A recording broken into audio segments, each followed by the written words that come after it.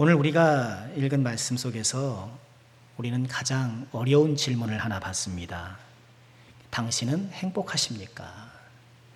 29절에 그렇게 말씀하시죠. 너는 행복한 사람이로다. 여러분 행복하시나요? 어렵죠? 당신 행복하십니까? 그러면 선뜻 네 이렇게 대답하기가 어려운 것이 사실이에요. 프로야구 팀 중에 한화 이글스가 있습니다. 아시나요? 한화 이글스 팬들을 우스갯소리로 보살이라고 합니다. 팀이 엄청 못해요. 매년 이렇게 꼴찌를 다투는, 아마도 연패 기록이 한화 이글스일걸요. 보통의 마음으로는 그 팀을 응원할 수 없다. 그래서 그럼에도 불구하고 한화를 응원하는 저 팬들은 뭐 설교 시간에 보살 얘기하긴 그렇습니다만 여간 보살이다 그렇게 이야기를 해요. 그 하나 팀의 응원가 가운데 하나가 이거예요. 나는 행복합니다. 나는 행복합니다. 나는 행복합니다.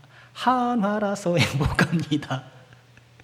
윤한기 목사님 노래인가요? 윤복희 권사님 노래인가요? 여러분 행복이 뭔가요? 맨날 꼴찌를 다투는데 내 팀은 또 꼴찌도 잘 싸우다가 또 꼴찌면 몰라요. 맨날 공 빼뜨리고 에라하고. 그런데도 나는 행복하다 하는데, 여러분 행복은 별로 행복하지 않은데 나는 행복하다라고 막 그렇게 생각하는 그런 정신승리인가? 나는 늘 지고 있는 것 같고 왠지 모를 패배감이 내 안에 있는데도 꾸역꾸역 나는 행복하다라고 막 이야기하는 일종의 자기 체면인가? 이 행복하냐는 질문 앞에 우리는 머뭇거리면서 나는 정말 행복한 사람인가 생각해 보게 되는 것이죠. 신명기 33장, 우리가 지난 시간까지 모세의 축복, 임종을 앞둔 모세가 12지파를 축복하는 그런 내용이잖아요. 12지파 중에 우리 5지파를 같이 살펴보았고, 또 오늘 우리가 읽은 부분은 이 모세 축복의 종결부, 마무리 부분인데, 이처럼 이스라엘 각 지파를 듬뿍 축복한 후에 모세는 이스라엘 백성들을 향하여서 아주 단언하며 말해요.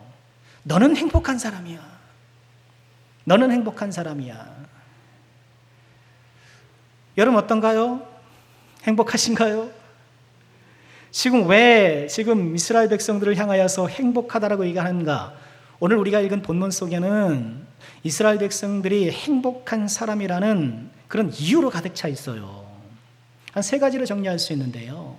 첫 번째 이유는 하나님이 도우시기 때문이에요. 26절 말씀 함께 보실까요? 자, 같이 읽죠. 오후니까. 여수르니여 하나님 같은 이가 없도다. 그가 너를 도우시려고 하늘을 타고 궁창에서 위엄을 나타내시는도다. 행복한 이유 가운데 하나는 이 여수르는 올곧은 자, 올바른 자, 이스라엘의 애칭이에요. 이사야서에도 나오고 했는데요. 하나님 같은 이가 없다. 왜? 하나님이 너를 도우시려고 하늘을 타고 궁창에서 위엄을 나타내신다. 굉장히 시적인 표현이죠. 하늘을 타고 궁창에서 위엄을 나타내신다.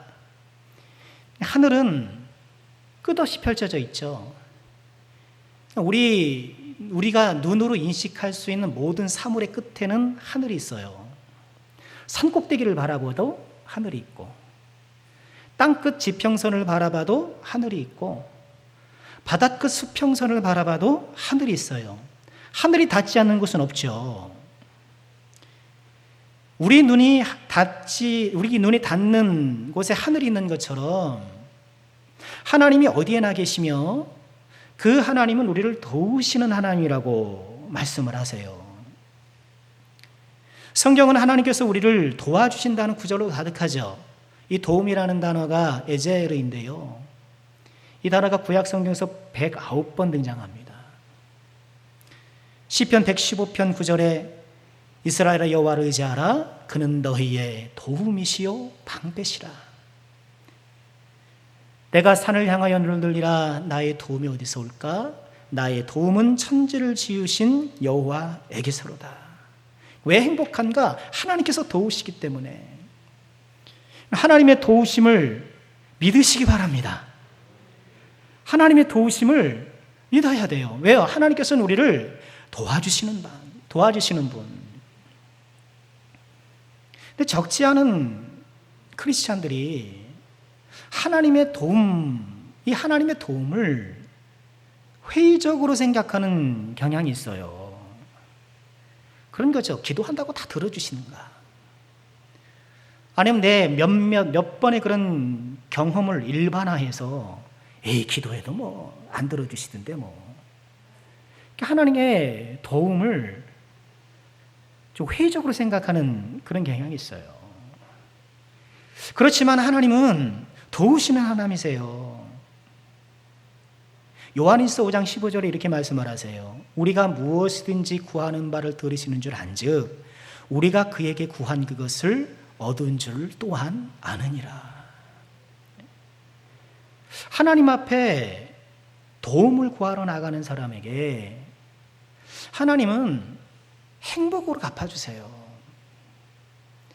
이것이 신앙의 비밀이에요. 일전에 오전 예배 때 그 북한에 억류되었던 그 선교사님 말씀을 드린 적 있잖아요. 그분이 노동교화소에서 그 마음이 변화됐던 계기가 그런 거였거든요. 내가 선교사지. 너무나도 당연한 건데 잊고 있었던 그 사실을 새롭게 깨달은 거예요. 그렇지, 내가 선교사지. 그러면서 그의 기도가 바뀌죠. 하나님, 저를 여기서 구해주세요. 그런 기도가 하나님, 저를 여기서 사용해주세요. 이 노동교화소를 하나님께서 보내주신 선교지로 제가 받아들이고, 그러니 하나님, 저를 여기서 사용해주세요. 이렇게 기도하기 시작해요. 하나님의 도우심을 구하며 나아갈 때에 하나님은 우리 안에 그런 평안과 우리 안에 만족을 주시고 행복을 주세요. 그것은 내가 원했고 내가 바랬던 그것이 꼭 나에게 와서가 아니에요. 그런데도 감사하지만 하나님 앞에 나아가고 하나님 앞에 간구하는 그 순간순간에 하나님께서 우리의 영혼을 만지시고 우리 마음 가운데 깨닫게 하시고 터득케 하시는 놀라운 은혜들이 있는 거예요. 그게 하나님 앞에 기도하러 나가는 사람은 하나님과 깊이 교제하고 그 도우심 가운데 나가지만 결국 하나님을 만나고 돌아오는 거예요. 기도하기 전에는 그렇게 그것이 필요하고 그것이 없으면 안 될 것 같고 막 그거 아니면 큰일 날 것 같았지만 막상 도움을 구하러 간 자리에서 하나님을 만나게 되면 내가 구했던 것들이 그렇게 작아 보이는 것이고 내가 하나님 앞에 매달렸던 그것이 작은 것으로 보일 수밖에 없는 거예요. 하나님께서 도움을 구하러 가는 자에게 만족감을 주시고 그래서 하나님, 저는 그거 없어도 돼요. 저는 하나님 한 분만으로 만족합니다. 저는 하나님이면 됩니다. 그런 마음을 일으켜 세워주시고 그런 마음이 내 안에 세워질 때에 또 하나님께서 그것을 주셔요.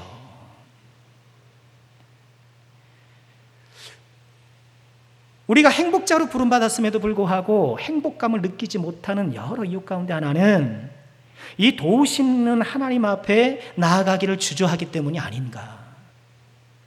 도우심을 주시는 하나님 앞에 나아가 그 하나님께서 우리를 만지시고 또 우리를 새롭게 하시는 그 놀라운 은혜를 우리가 미처 못 느끼고 바다에 갔으면 깊은 곳에 가야 되는데 찰싹거리는 작은 파도 보고 발목 정도 집어넣고 바다를 자꾸 이제 가늠해 보는 거죠. 들어갈까 말까, 들어갈까 말까. 노를 저어서 저 깊은 바다로 들어가고, 하나님 앞에 기도하러 갈 때에 도움을 좀 해주세요, 좀 주세요, 뭐 이런 게 아니고 정말 하나님 앞에 깊이 들어가야 돼요. 하나님 앞에 정말 깊은 바다로 들어가는 것처럼 하나님의 존재 앞에 내가 최선을 다해서 들어갈 때에 하나님 그 심령에게 분명 만족감을 주시고 행복감을 주신다는 거예요. 왜 우리가 행복한가? 하나님께서 우리의 도움이 되시기 때문에 도우시는 하나님 앞에 나아가시길 바랍니다. 에베소 3장 20절에 이렇게 말씀하세요. 우리 가운데 역사하시는 능력대로 우리가 구하거나 생각하는 모든 것에 더 넘치도록 능히 하시리에게. 우리 가운데 역사하시는 능력대로 우리가 구하거나 또는 생각하거나, 여러분 기도할 때 그렇잖아요. 기도할 때 이렇게 생각도 하고, 아니 기도가 응답되면 이렇게 하고 뭐 생각도 하고 그러잖아요. 내가 기도하고 생각하는 모든 것에 넘치도록 능히 하실 분. 나는 이걸 구했는데 하나님께서는 이걸 주시는 거예요.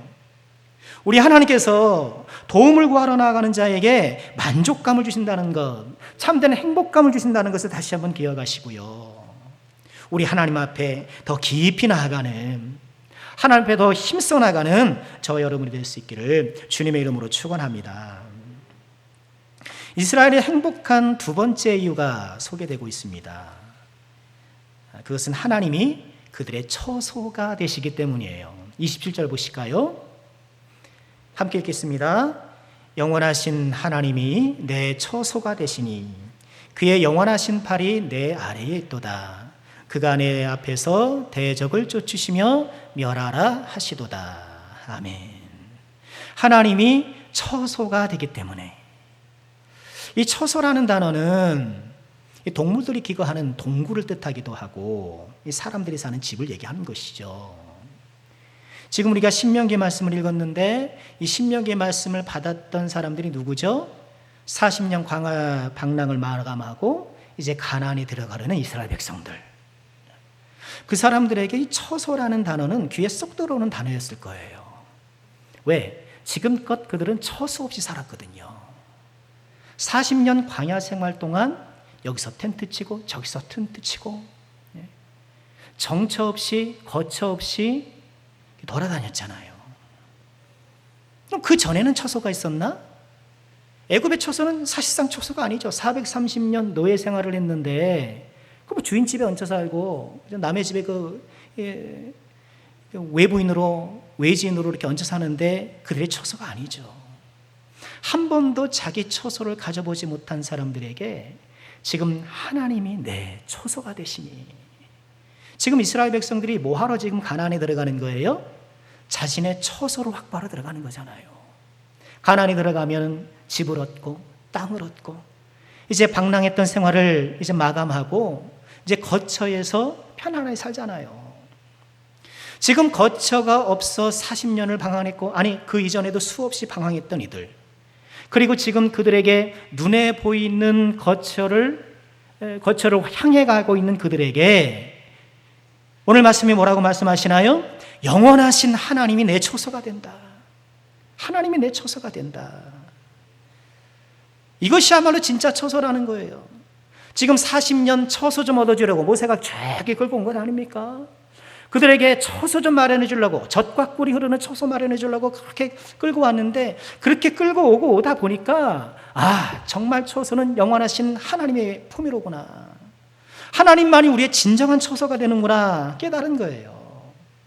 가나안에 들어가서 처소를 확보하고 젖과 꿀이 흐르는 그 땅의 그 효능을 맛보며 살아가는 것도 중요하지만 잊지 말아라, 하나님께서 너희의 영원한 처소가 되신다. 하나님 우리의 처소가 됨을 믿으시길 바랍니다. 여러분, 이 세상에서 우리가 갖고 있는 처소가 어떤지 모르겠습니다. 여러분, 처소가 몇 평인지 저는 일일이 다 모르겠어요. 그것이 화려할 수 있고 그것이 부족할 수도 있고, 우리가 살아가는 이 처소가 중요할 수 있는지 모르겠으나, 그러나 이런 물리적인 처소가 아무리 크고 화려한다 하더라도 하나님 안에 내 처소가 없으면 아무 소용없는 것이요. 비록 이 세상에 처소가 부족하고 비좁고 남들에게 이렇게 뭐 자랑할 만한 그런 건 아니더라도 하나님 안에 처소가 있는 사람은 그야말로 가장 안정된 삶을 살아가는 거예요. 지금 처소 잡으려고 좀 온 나라가 난리잖아요. 뭐 부동산 오르네, 집값 오르네, 뭐 땅값 오르네 막 이러면서 그죠? 예.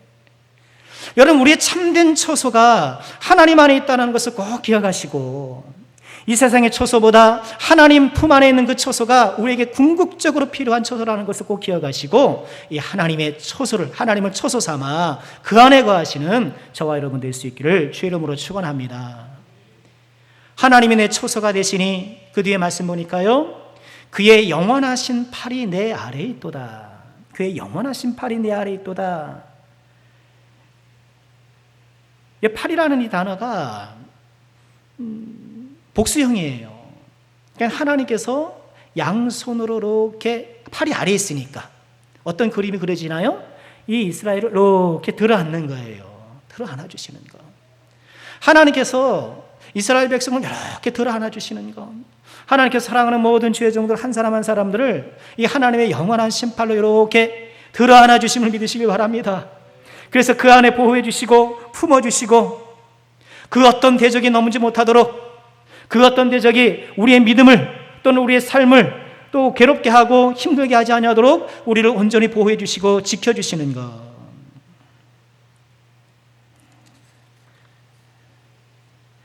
하나님의 품에 안길 때 우리 영혼과 인생을 위협하는 모든 대적들이 몰려가는 거예요.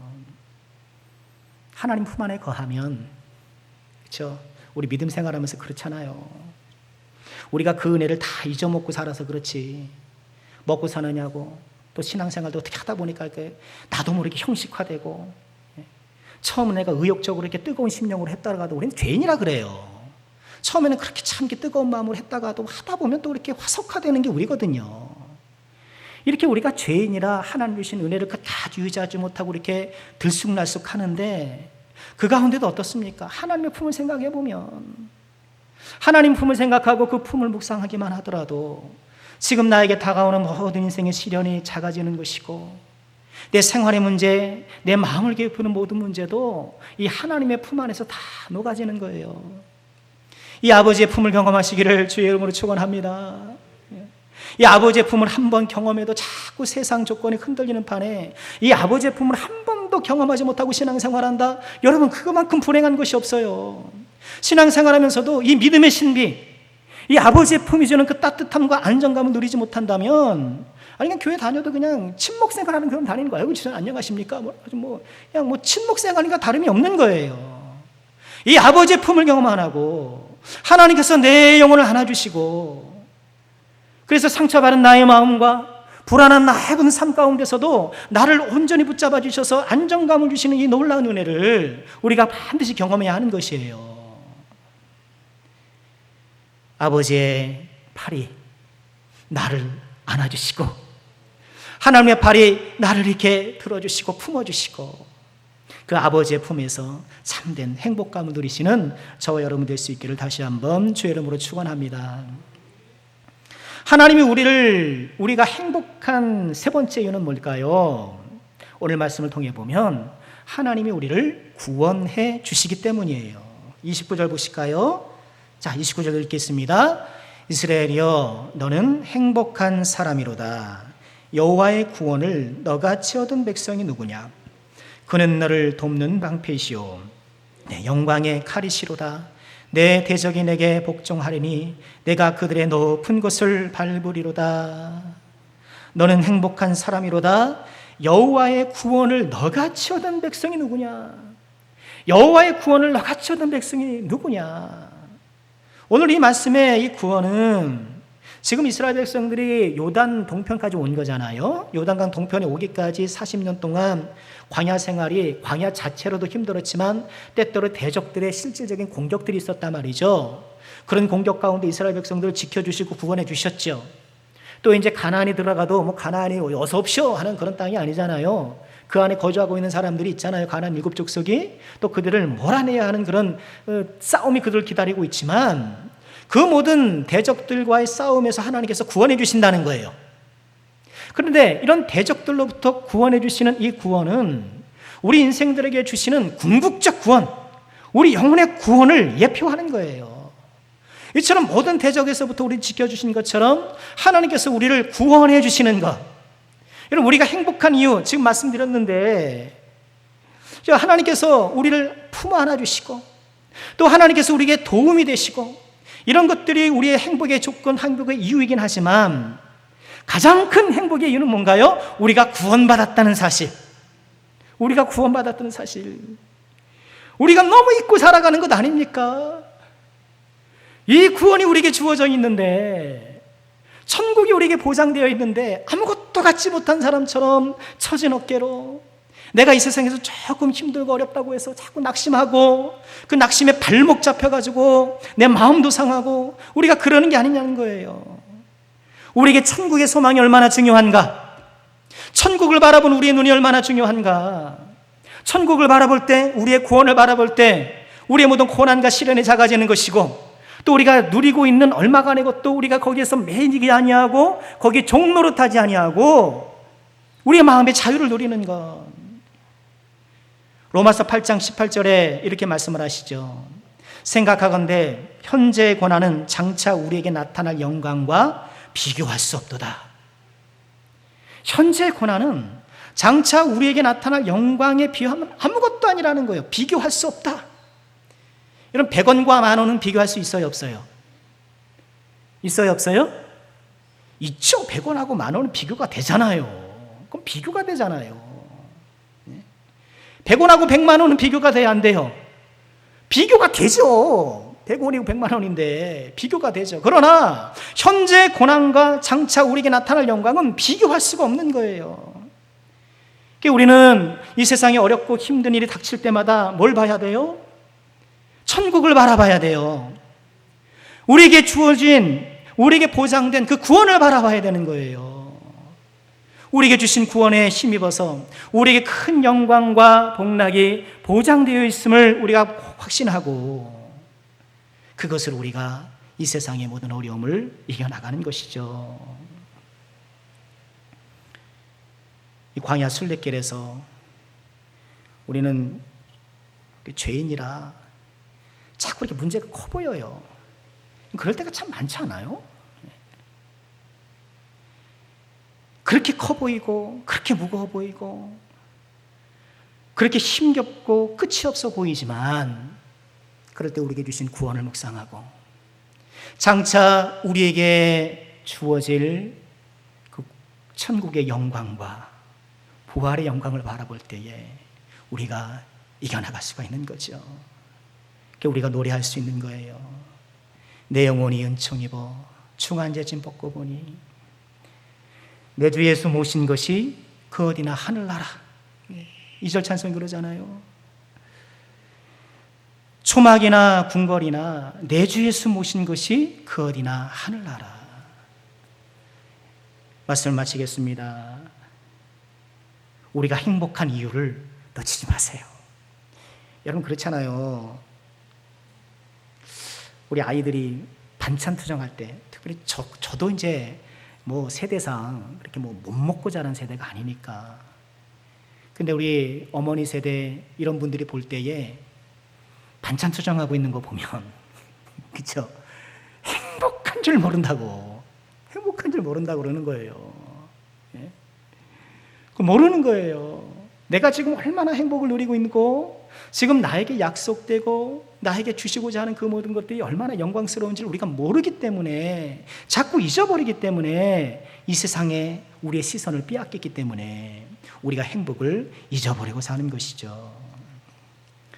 다시 한번 주님 앞에 나아가십시다.